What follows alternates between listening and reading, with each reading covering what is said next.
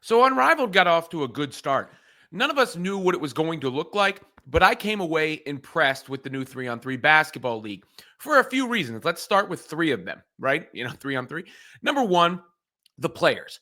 The players, it can't be underestimated how much their star status or notoriety elevated in the last WNBA season because of all the attention that came with Caitlin Clark's rookie year and everything else, so that so many of these other players now feel like names, right?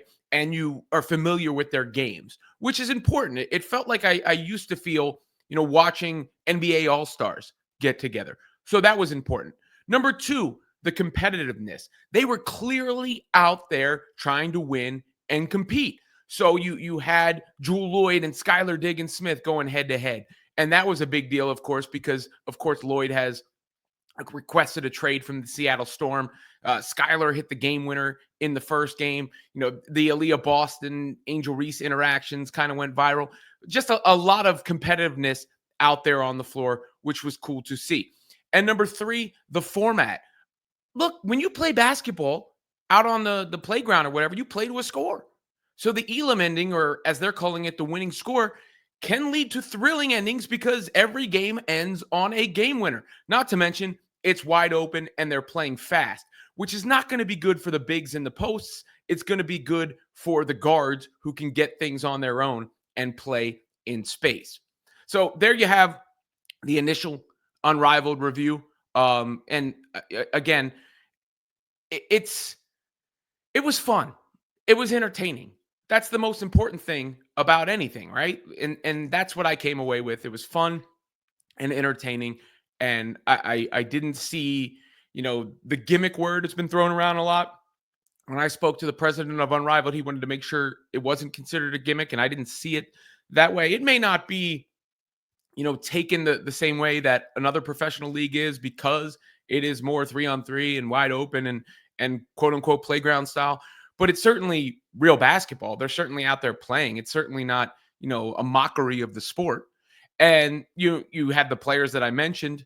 You had what went on with Skylar Diggins-Smith and Jewel Lloyd. Jewel Lloyd went crazy in the first half of that game. And then she had this block on Skylar. I think this was also in the first half. Yeah. Get it out. And, there's some beef there between the current and soon to be former teammates. But Skylar got the last laugh. She got the last laugh because she wound up hitting the game winner to end that first game and give her squad the win, as you can see. Celebrating appropriately after doing so for her team. Boom. Lunar Owls. And if I was Skylar, I might have rubbed it in a little bit there too.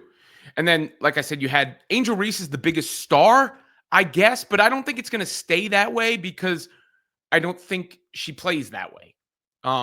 There was a nice little move from Angel. I want to give her credit because I think Angel has been working on her game. People like to say otherwise, but she can do both, as she has expressed.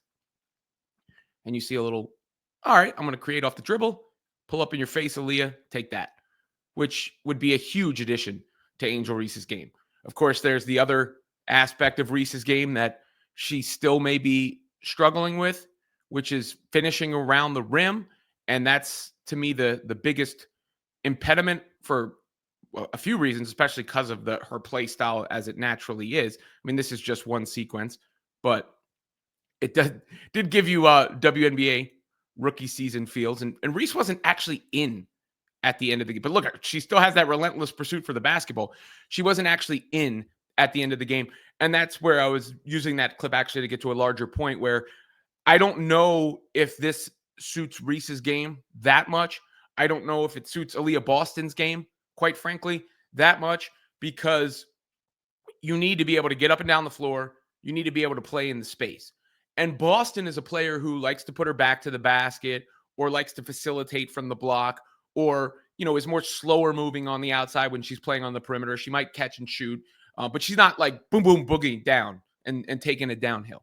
And the same thing goes for Reese. You can kind of self-check Reese in space because you're not worried. I mean, she might hit that. I think it's telling when she hits the occasional jumper, it's all celebrated until that becomes a consistent part of her game. And otherwise, you're going to see the Jewel Lloyds and the Skylar Diggins-Smiths or the bigs like Nafisa Collier, who can do it all, really be the ones who excel in that format. And I do think that's going to be one of the takeaways from Unrivaled is stylistically, how do players play?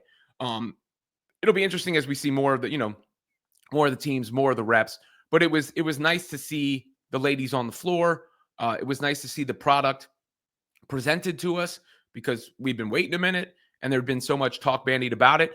I noticed anecdotally a lot of the quote unquote new fans, at least the online new fans, seem to be tuning in and watching. I don't know what that will do for the numbers. Again, sometimes social media is not a good indicator of real life, but I do think it's a good indicator for the vibes around the league. I saw a lot of excitement from the personalities who cover the sport. And it's just a good platform. It's just a good look for the women, the WNBA. It keeps them in the spotlight in the meantime, and the individual players. Kevin Durant said something too. He said, I love let me throw his tweet up on the screen since his tweets are right behind my shoulder there.